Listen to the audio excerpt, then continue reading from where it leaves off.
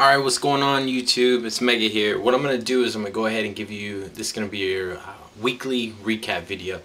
Now today is Sunday, so normally this will be the days that I do it. So I'm going to go ahead and do it today, even though I know that we got some games next week, and I'll go ahead and throw them in next Sunday's recap. I had some games today. I went ahead and finished watching the Kentucky and Louisville game. You know, I wasn't expecting too much out of Kentucky. I was hoping that they'd represent the SEC a little better, but normally they don't. Normally they do what they usually do. Epic fail on Auburn this week as well, representing the SEC. Big time letdown. I thought with Sammy Watkins not playing that they would have put up a little bit better of a fight against Clemson, but as we've seen, that didn't happen. So let's go ahead and go on to Thursday's game. South Carolina and Vanderbilt. That was a tough, struggle, hard-fought game. South Carolina didn't show me too much, and Vanderbilt showed me that they're going to be a little bit tougher this year than what everybody's expecting. So watch out for them. They could possibly pull out an upset this year. Friday's game, San Jose State and Stanford. Wow. Stanford didn't show me nothing. I know a lot of Pac-12 fans out there talking about Stanford and Oregon and USC, and that's what the big battle I guess is going to be this year. Is you're going to have a lot of Pac-12 fans coming out and trying to argue for their conference, and I just don't see a lot when you got a Stanford team. Yes, luck's not there no more, but I mean, come on, San Jose State. Then let's move on to Saturday. Not too much, like I had said originally in my pre-video that I did yesterday before the Alabama game. USC and Hawaii, I mean, who didn't expect that? LSU, North Texas, who didn't expect that? And I'll get to the Alabama game here in a minute. I'm kind of going through the rankings. And then Oklahoma and UTEP. Wow. Oklahoma. We definitely have two things that we can learn from this. One, is Oklahoma been exposed, or has UTEP been exposed? Is a UTEP team a tougher team than what we thought going in, or is Oklahoma just not what we thought? And that's the big question. And I feel like we'll have some leverage to, I guess, base that against, because next week we've got an Ole Miss team that's had some struggles, and hopefully can put it a little bit better, put up a decent fight. But you got Ole Miss versus UTEP next week. So we can kind of look at that and judge where Oklahoma stands. I know UTEP had a decent season last season, but big surprise, and Oklahoma was not impressed. I'm not very impressed at all with what there wasn't executing hardly anything. And I know people are saying, well, if they would have scored another touchdown or another couple touchdowns, it may have looked a little better. That's what we needed. It was a struggle, but we ended up pulling out in the end. Yeah, but it was ugly. It was a very ugly win. Okay, so Oregon. Everybody's talking about Oregon, and powerhouse, all that speed. Well, I mean, how hard is it to look fast against an Arkansas State team? Yes, Arkansas State did make it to a bowl last year. I believe they got beat by Northwestern Illinois or something like that. They did not win their bowl game last year.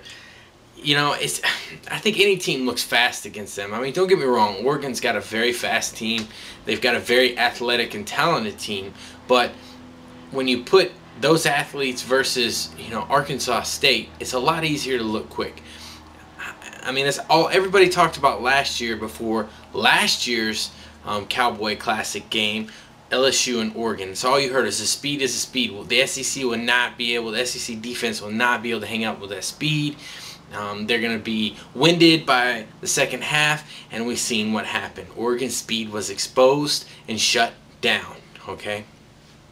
So all the Oregon fans, you're riding that same train that you rode last year. If you're bringing that argument to the table, then you need to remember that last year that speed was exposed. I'm not saying you don't got a good team. I'm just saying I'm tired of hearing how fast your team is and how the SEC can't keep up with the speed when it was exposed last year with LSU.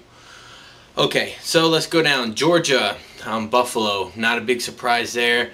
Georgia, to me, didn't look too good in that game. I mean, they looked average, but it wasn't what I thought it would be, especially with Buffalo putting up 23 points. And I know a lot of those points were at the end, but still. Florida State beating up on Murray State. The thing about Florida State is a lot of these teams right now, they have Florida State, or a lot of these, ESPN announcers and sports critics, they've got Florida State in their national championship run.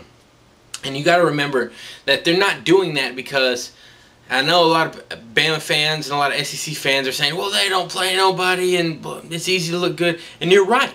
But they're just basing it off of the current BCS system that we have now, whether or not you agree with it or not. They're basing it off the current BCS system that we have now and their schedule. If you got a cake schedule, you're a big-time school that normally gets some, some AP press publicity, if you have that versus a weak schedule, you tend to have a better shot at the national championship. Whereas if you're an Arkansas, a Georgia, an LSU or an Alabama, we beat each other up every year and everybody knows it. But we've did that for the since forever, and now the other conferences and NCAA is feeling the pressure of that because we've gotten good enough now where everybody knows it, and we go to the championship and we've won 6 in a row. So moving on, Florida State, let's hope they get beat. To me, just because Boise State wins all their games, which they lost this weekend, I do know that, but just because Boise State beats up on all their teams, again, strength of schedule. Florida State may have this strength of schedule, so realistically, Florida State fans, if you don't take a loss, you got a decent shot.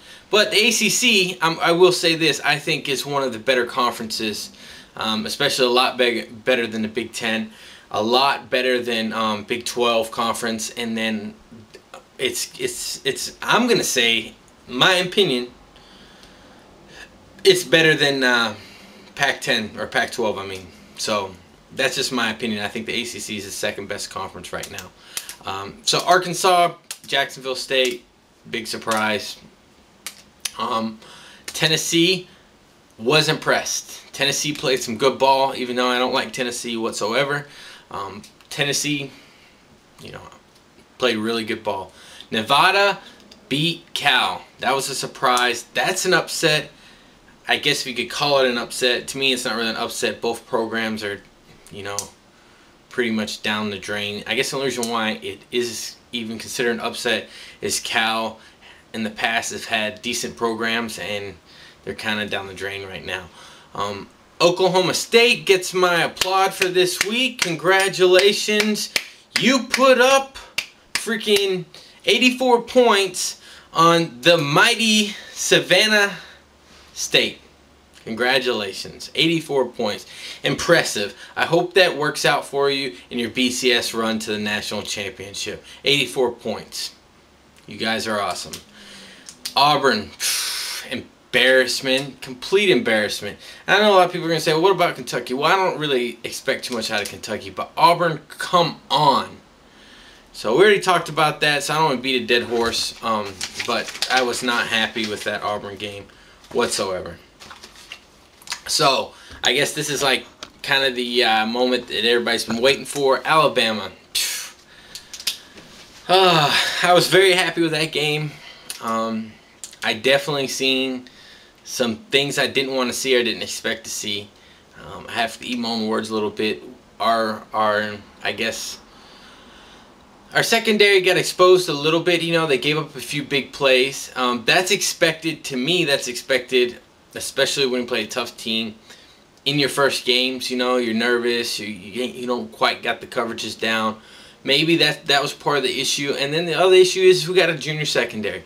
And I'm not making excuses because I feel like that we should have played better and we shouldn't have let that many big plays up. The happy thing I am is they did get the 2 picks that I called on Denard Robinson. And we also got another one from their backup, whoever he is, true freshman, whoever. The other thing is let's see, TJ Yeldon. I mean, Yeldon. It sounds like people say Yeldon, but I think it's Yellen. And it kind of sounds like a D, but yeah, TJ Yeldon.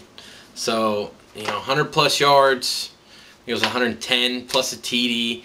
He looks strong, and this is going to be just my opinion. I know a lot of people are going to say, wow, he's better than Lacey, and wow, he was hitting the hole hard. And I think here's my opinion, okay? We basically had the same line last year as we do this year, and I think the line's a lot better than last year. Although they were awesome last year, but they're definitely a lot better this year. And I think the style of running backs that we had with an Ingram and a Trent Richardson was a little, I mean, don't get me wrong, they'd move and shake you, but a little less move and shake and a little less speed versus some move and shake and I'll run you over type running backs. And that was the type of running styles that we had, last year and the previous years. And I think with a good line like we have now that'll just blow off the holes open up quick. So we need that running back to get in there quick, and that's what you're seeing from Yeldon. He's getting there and he's busting through the holes real quick. So before the hole can close on him, he's already 3-4 yards into it, and he follows his blocks good. He's a true freshman, and I think that running style with the line that we have right now is more effective than a Lacey, and I think that's what we've seen. Now, will we be able to do that against a strong SEC team and block them and blow them off the ball? I think that we will, based off of our line. I think that where Lacey made some mistakes, and this is just my opinion, where Lacey made some mistakes yesterday was not getting to the hole quick enough. And I think that, don't get me wrong, he ran the ball hard, and he's one of those, he'll run you over, but I just felt like that's where he made his mistakes. Fowler, on the other hand, did a great job, and D. Hart did a good job too. But I think with Yellen, his running style is just being in the hole and just dancing through the blockers, finding the hole and taking the seam and going. Impressive. I'm very impressed with him. And saying that, there's definitely, I don't feel like that we played a perfect game. I know a lot of Alabama fans out there are going to say, well, it was perfect and blah, blah. No, I mean, look at it. Look at the film. Look at where we're at. We are not where we was last year yet. Now, we did kick ass. I think, we're quality all the way around. McCarron definitely improved. I don't feel like he missed a beat from the national championship game to here. I think that just our defensive line hasn't skipped a beat. Our O-line hasn't skipped a beat, and I think that with some of the new running backs that we got and fresh legs and able to interchange them, we're good there. I think that I'm a little bit worried about our secondary, but the athletes are there. We seen that last night. It's not a problem with athletes. It's not a problem with their skill. It's just they just need to be coached up a little bit more. I feel like they're sharp. They just need to be fine-tuned. So in saying that, I think overall we're good. Next week, the kicking game. I wanted to talk about that. Yeah, I think we still need to work on our field goals. I think that hasn't changed from last year. The one thing that I did see is, remember I said I want to see some touchbacks. Well, now in college, I think that the style kicker that Foster is perfect for what we have. He can kick it really high and really short. And that really high and really short ball makes more sense than kicking it for a touchback. Reason being is his touchbacks now go back to the 25, and you know what? We were stopping them last night around 21, 22, and sometimes less. So I like the strategy that Nick Saban using. Plus Foster was a linebacker in high school, so boom, there you go. And saying that, I know this video is really long. Hopefully I got enough information out there. Hopefully I can make this better and better. I think the next video I'm going to do is I'm going to talk about the matchups that we got next week. Obviously the SEC will be more focused on because that's what I do. And then from there we'll talk about the Alabama game. Probably won't be as much talk about Western Kentucky, just because they're just not that tough of a program. I mean, I don't want to say I'm overlooking them, but I am just saying that it's not something that I'm too worried about. I hope we go in, we play them good ball, we don't let up on them, and we get some younger guys some reps. Other than that, that's it. YouTube and Roll Tide, and good job on the win this week.